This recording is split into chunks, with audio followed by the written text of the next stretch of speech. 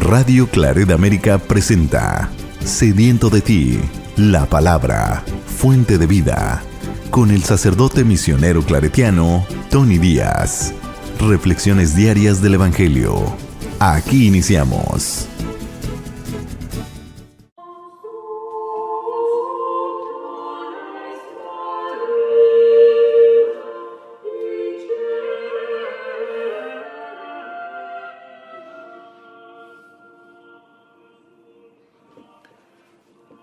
Bienvenidos, hermanos, a nuestras reflexiones bíblicas de las lecturas del día. Hoy es miércoles de la 23ª semana del tiempo ordinario.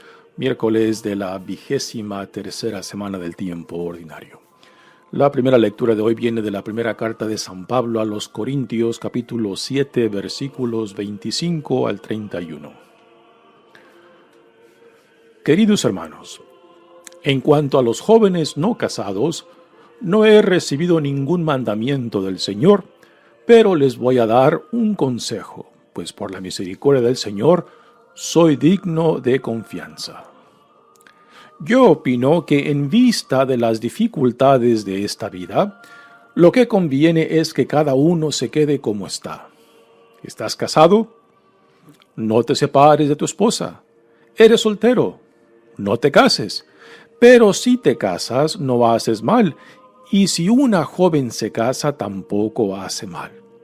Sin embargo, los que se casan sufren en esta vida muchas tribulaciones, que yo quisiera evitarles. Hermanos, les quiero decir una cosa: la vida es corta. Por lo tanto, conviene que los casados vivan como si no lo estuvieran, los que sufren como si no sufrieran, los que están alegres como si no se alegraran, los que compran como si no compraran, los que disfrutan del mundo como si no disfrutaran de él, porque este mundo que vemos es pasajero. Palabra de Dios. El salmo responsorial es el Salmo 44 y el responsorio es: el rey está prendado de tu belleza. El rey está prendado de tu belleza. Escucha, hija, mira y pon atención. Olvida tu pueblo y la casa paterna. El rey está prendado de tu belleza. Ríndele homenaje porque él es tu Señor. Con todos los honores entra la princesa, vestida de oro y de brocados, y es conducida hasta el rey. Un cortejo de doncellas la acompaña. Entre alegría y regocijo van entrando en el palacio real. A cambio de tus padres tendrás hijos, que nombrarás príncipe por toda la tierra. El rey está prendado de tu belleza. El evangelio de hoy viene de Lucas capítulo 6, versículos 20 al 26. En aquel tiempo, mirando a Jesús a sus discípulos, les dijo: Dichosos ustedes los pobres, porque de ustedes es el reino de Dios. Dichosos ustedes los que ahora tienen hambre, porque serán saciados. Dichosos ustedes los que lloran ahora, porque al fin reirán. Dichosos serán ustedes cuando los hombres los aborrezcan y los expulsen de entre ellos, y cuando los insulten y maldigan por causa del Hijo del Hombre. Alégrense ese día y salten de gozo, porque su recompensa será grande en el cielo. Pues así trataron sus padres a los profetas. Pero ay de ustedes los ricos, porque ya tienen ahora su consuelo. Ay de ustedes los que se hartan ahora, porque después tendrán hambre. Ay de ustedes los que ríen ahora, porque llorarán de pena.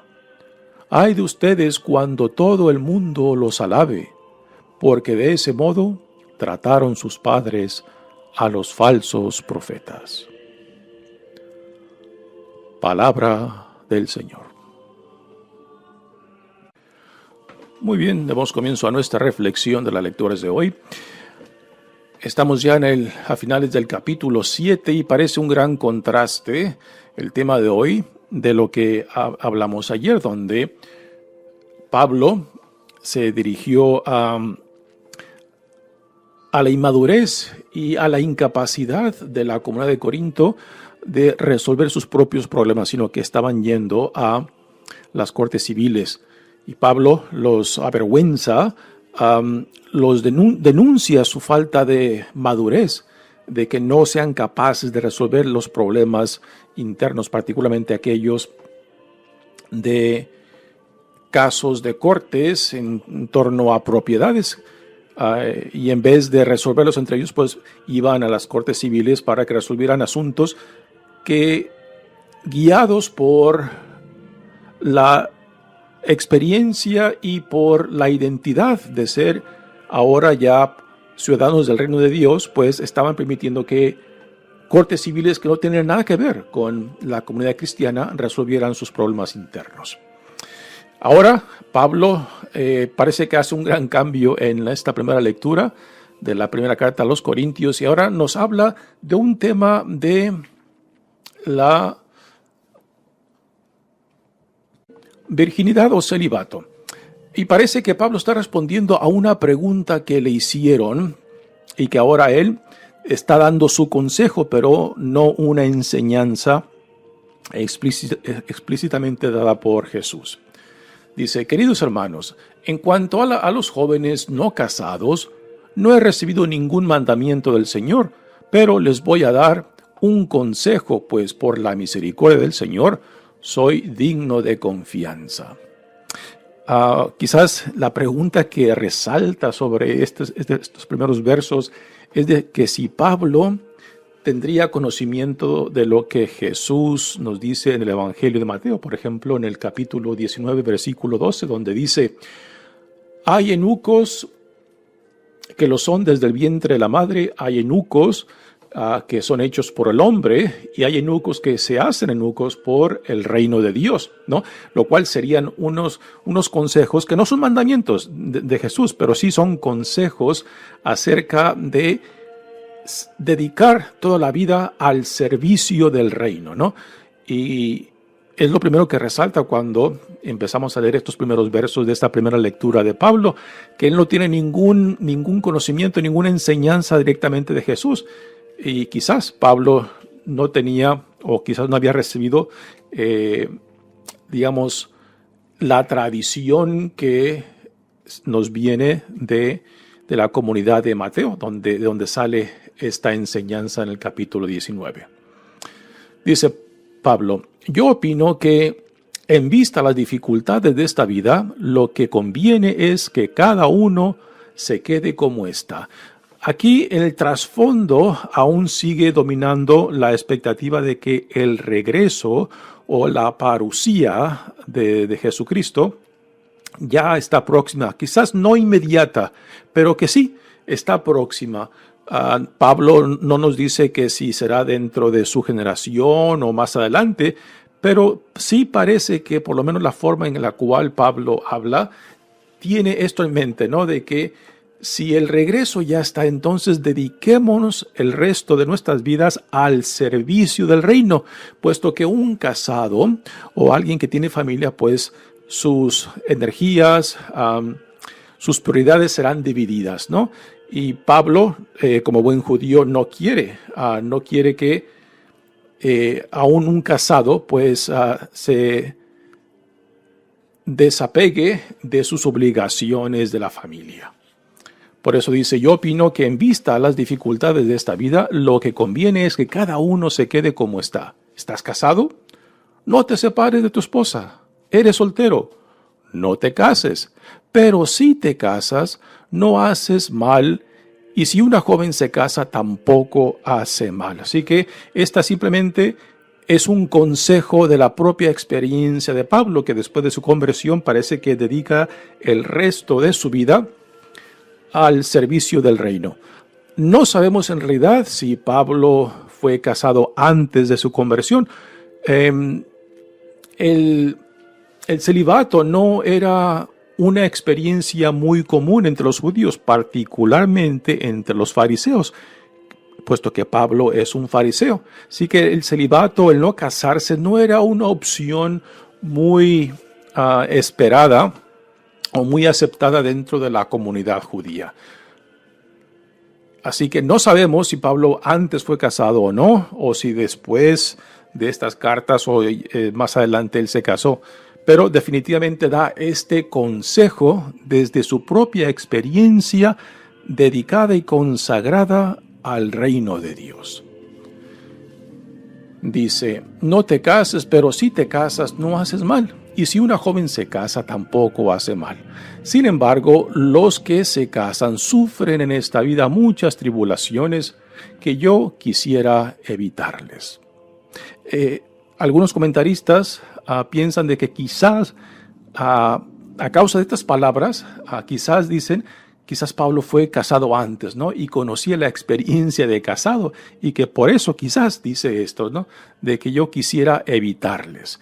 Porque si no conociera la experiencia de ser casado, de tener familia, pues ¿de dónde iba a sacar este comentario, este consejo con cierta confianza y con cierta validez, ¿no? Para darlos a otros? Continúa Pablo. Hermanos, les quiero decir una cosa. La vida es corta. Aquí también los comentaristas de esta primera carta de San Pablo a los Corintios dicen que quizás estas palabras de la vida es corta puede hacer referencia a la segunda venida o a la parusía o al fin de los tiempos, diferentes palabras para describir lo mismo, de que el regreso de Jesús pues sería pronto, no inmediato como por ejemplo Pablo lo expresa en la primera carta a los tesalonicenses, que fue la primera carta que él escribió. Ya en las siguientes cartas ya este sentido inmediato del regreso de Jesús o la segunda venida o la parusía se va alargando, ¿no? Y no hay un sentido de que ya será quizás en su generación. El sentido inmediato se va alargando. Por lo tanto, conviene que los casados vivan como si no lo estuvieran, los que sufren como si no sufrieran, los que están alegres como si no se alegraran, los que compran como si no compraran, los que disfrutan del mundo como si no disfrutaran de él, ¿no? ¿A qué van estas referencias? ¿Está diciendo Pablo que el casado que tiene que desapegarse o descuidarse de sus obligaciones? No es eso lo que Pablo nos dice. A últimas, la clave para entender estos consejos de Pablo en torno a cómo vivir mientras esperamos el regreso de nuestro Señor es de vivir según las prioridades del reino. La visión del reino de Dios que ha sido inaugurada en Jesucristo debe de ser el valor supremo que informe a la vida del cristiano. Y sobre este valor del reino, o sea, la visión del reino que Dios nos da en Jesucristo, debe de informar nuestras prioridades en la vida. Así que la cierta indiferencia de la cual Pablo nos habla en estos consejos está ordenada por esa visión del reino de Dios, que este valor del reino de Dios tiene que estar por encima de toda otra noción, y que es esta visión del reino lo que después organizará nuestras prioridades en nuestras vidas, incluyendo lo de la familia. Y con esto, repetimos, Pablo no quiere decir que la mujer o la esposa o el esposo tiene que descuidarse de sus obligaciones de la familia. No quiere decir eso. Pues estarían faltando a uno de los 10 mandamientos: honrar a tu padre y a tu madre. Así que Pablo dice esto desde su propia experiencia de un hombre completamente entregado, consagrado al reino de Dios, y lo dice con una cierta confianza porque es lo que le da sentido a su vida. Pero si un joven hombre o mujer deciden casarse, pues no es un pecado, no es una ofensa contra Dios, pero sí los quiere librar de las tribulaciones que una vida de matrimonio les pueda traer. Aquí pues entran las nociones de el celibato, si es algo más recomendable. Dentro de la iglesia hablamos del celibato como una vocación y no como una obligación, ¿no? Y esto es lo que se promueve cuando hablamos de que una persona es llamado o llamada, por ejemplo, a la vida religiosa para hombres y mujeres o para el sacerdocio a los hombres. Pero también se habla de vocación para una persona, hombre o mujer, que escoja la vida soltera y la dedique al servicio de Dios, al servicio de la comunidad, ya sea por medio de un oficio o de una carrera, ¿no? También, por ejemplo, hablamos de una vocación para aquellos que son llamados al matrimonio, de que no simplemente es una decisión personal de que porque yo quiero a este hombre, a esta mujer, y por eso me quiero casar, quiero tener una familia, ¿no? En la iglesia hablamos de esta forma de vida como una vocación, que no es simplemente una decisión personal, que todo está decidido en torno a nuestros valores fundamentales que nos guían como ciudadanos del reino, como hijos e hijas amados de Dios, que el reino de Dios, el llamado que hemos recibido en Jesucristo, tiene que ser el valor fundamental que organice el resto de nuestras prioridades, a que le doy yo tiempo, energía, recursos en mi vida. Y esto debe ser lo que motive y lo que organice las prioridades en mi vida. Yo creo que a esto es lo que hace referencia Pablo, y que por tanto es el sentido de ser llamado a ser parte de este reino, y de que si tienes la posibilidad de entregarte al servicio tanto del reino como de la comunidad, pues entonces escoge eso, ¿no? Puesto que el regreso de nuestro Señor es ya próximo, quizás no inmediato, pero ya próximo. Entonces démosle a rendir lo máximo la vida que Dios nos ha dado. Ahora, este sentido de que la vida es corta, pues también puede hacer referencia de que sí, la vida no sabes cuándo llegará a tu fin, al fin de tu vida. Aquí no estamos hablando necesariamente de la segunda venida de Jesucristo, pero de que la vida es efímera, de que no hay nada que garantice de que yo mañana seguiré viviendo. Me puede ocurrir un accidente, puede tener un paro cardíaco y ahí llega tu vida. Entonces Pablo dice, ¿no? Entonces vive con esa concientización de que no hay nada que te garantice lo largo que va a ser tu vida, ¿no? O lo corto que va a ser tu vida. Así que por tanto haz que cada segundo, cada respiro, cada día cuente. Y específicamente que cuente relacionado al reino de Dios, al cual hemos sido llamados en Cristo, y al servicio de la iglesia, al servicio de la comunidad, al servicio de la comunidad del reino de la cual somos parte en Cristo. Muy bien, pasemos ahora al Evangelio de hoy, que es la versión del Sermón de la Montaña en Mateos, pero ahora en Lucas. Recordamos de que Lucas pone a Jesús no en la montaña, sino en un llano. Y también esta introducción al Sermón del Llano en Lucas, pues es un poco diferente a la versión de Mateos, empezando por las bienaventuranzas. Mateo tiene 7 o 8 bienaventuranzas, depende de cómo se cuenten, y Lucas tiene solamente 4. Pero Lucas tiene algo que Mateo no tiene, y vienen siendo las denuncias o los ayes, que son una contraposición a las bienaventuranzas que menciona. Menciona solamente 4 bienaventuranzas y 4 denuncias o 4 ayes. Y también el enfoque de estas bienaventuranzas son diferentes. Por ejemplo, la primera en Mateo dice, bienaventurados los pobres de espíritu. Y aquí da un sentido espiritual a la pobreza, pero en Lucas la pobreza no le da un sentido espiritual. Lucas habla de la pobreza material, de la experiencia existencial, de la carencia, aún de lo fundamental y lo necesario, ¿no? Y así que Lucas, en sus bienaventuranzas, está hablando literalmente de la pobreza material, de la pobreza existencial y no necesariamente espiritual o de actitud como se puede encontrar en Mateo, ¿no? Ahora con esto no vamos a poner a Mateo y Lucas en contra uno de otros. Yo creo que la belleza del hecho de que tengamos 4 evangelios en el Nuevo Testamento es que nos dan diferentes ángulos de cómo ver a Jesús, ¿no?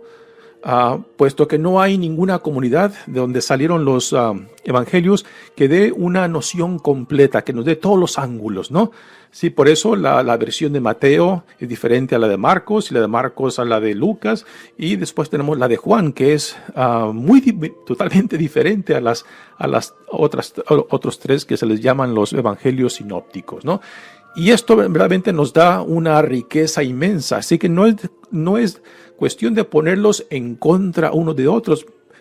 Es mucho mejor decir cómo se complementan, ¿no? Si Mateo en el Sermón de la Montaña nos da una noción espiritual de las bienaventuranzas, Lucas definitivamente nos da una noción literal de la pobreza, del hambre, de la tristeza y de la persecución, y no espiritualiza como lo hace Mateo.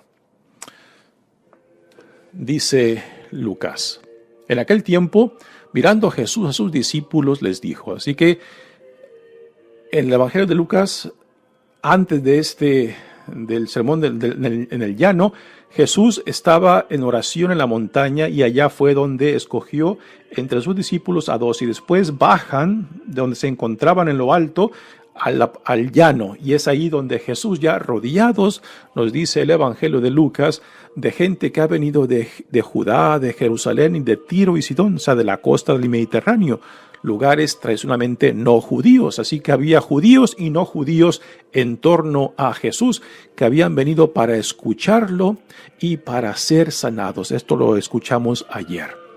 Y ahora Jesús, dirigiéndose tanto a sus discípulos como a la multitud que lo rodea, les dice: dichosos ustedes los pobres, porque de ustedes es el reino de Dios. Dichosos ustedes los que ahora tienen hambre, porque serán saciados. Dichosos ustedes los que lloran ahora, porque al fin reirán.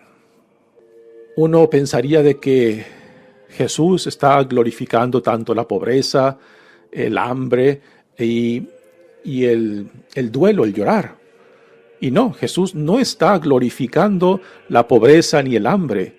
Nos está diciendo de que a pesar de la pobreza, a pesar del hambre, a pesar de la tristeza, que en la mentalidad de la gente de sus tiempos eran vistos como un castigo, como un olvido de Dios, de que Dios no está contigo, de que Dios se había ido de tu vida, de tu presencia, ¿no? Pero Jesús nos dice: no, aunque tú seas pobre, aunque tú sufras hambre, aunque tú estés en duelo, tú aún tienes acceso a Dios. La pobreza no es un impedimento, ni el hambre no es un impedimento, ni el luto, ni el duelo es un impedimento para el acceso de Dios.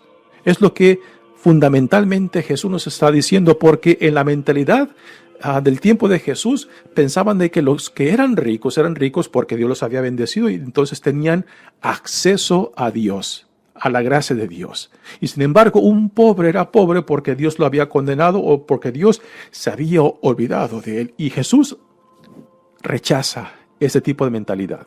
Y es una mentalidad que aún encontramos en los discípulos cuando Jesús les dice de que difícilmente un rico entrará al reino de los cielos, ¿no? Que es más fácil que un camello entre por el ojo de una aguja que un rico entre al cielo.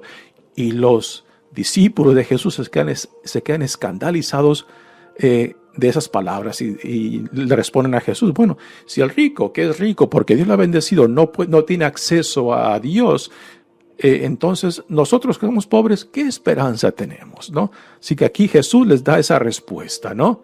La pobreza, el hambre, el duelo no es un obstáculo para el acceso a Dios. Y Jesús definitivamente no está glorificando la pobreza, no está diciendo de que ser pobre es una condición para el reino, o de tener hambre es una condición para el reino. No está diciendo eso tampoco. Lo que Jesús está diciendo es que en el reino de Dios que ya ha sido inaugurado en él, la pobreza tendrá que desaparecer. El hambre tendrá que desaparecer. El duelo tendrá que desaparecer. ¿Por qué? Porque la comunidad del reino entonces busca ayudar al que tiene necesidad, al pobre. Busca alimentar al que tiene hambre. Porque en la comunidad del reino busca consolar a aquel que duele, aquel que vive en luto, aquel que vive en la oscuridad de su vida. Entonces, esta es la nueva realidad del reino, que busca responder a las necesidades fundamentales de la persona. Ahora, la cuarta bienaventuranza tiene que ver con la persecución. Dice, dichosos serán ustedes cuando los hombres los aborrezcan y los expulsen de entre ellos, y cuando los insulten y maldigan por causa del Hijo del Hombre. Alégrense ese día y salten de gozo, porque su recompensa será grande en el cielo, pues así trataron sus padres a los profetas. Así que esta cuarta bienaventuranza deja la impresión de que en el cielo, o sea, después de que uno muera, pues si tú te mantienes fiel, si tú te mantienes comprometido con el llamado que Dios te ha dado, pues de que Dios te recompensará, ¿no? Esta noción de que la recompensa del cielo, pues a primeras parece que puede ser algo que, por ejemplo, Carlos Marx criticaba, ¿no? De que la religión es el opio de los pueblos y que crea una ilusión de que en este mundo no hemos de esperar nada y que la vida real está después de la muerte, ¿no? Jesús no está hablando de esto. En esta última bienaventuranza nos dice, ¿no? De que el reino de Dios ya está inaugurado en la presencia de Jesús. El cumplimiento o la realización plena del reino ya Dios decidirá cuándo y cómo. Pero que la fidelidad al reino, que tiene consecuencias y aún de vida o muerte, pues trae consigo la convicción de que como tú vivas hoy en día, nada ni nadie te lo puede quitar, aún ni la muerte misma, aún ni el sufrimiento mismo, ¿no? De que aún en el reino ya inaugurado entre nosotros, se pueden ir probando las consecuencias, las bienaventuranzas, los beneficios de estar íntimamente unidos a la visión del reino. Y de que nada ni nadie, algo que San Pablo también lo dirá, que nada ni nadie nos los puede quitar. Ahora vienen las denuncias o los ayes, pero ay de ustedes los ricos, porque ya tienen ahora su consuelo.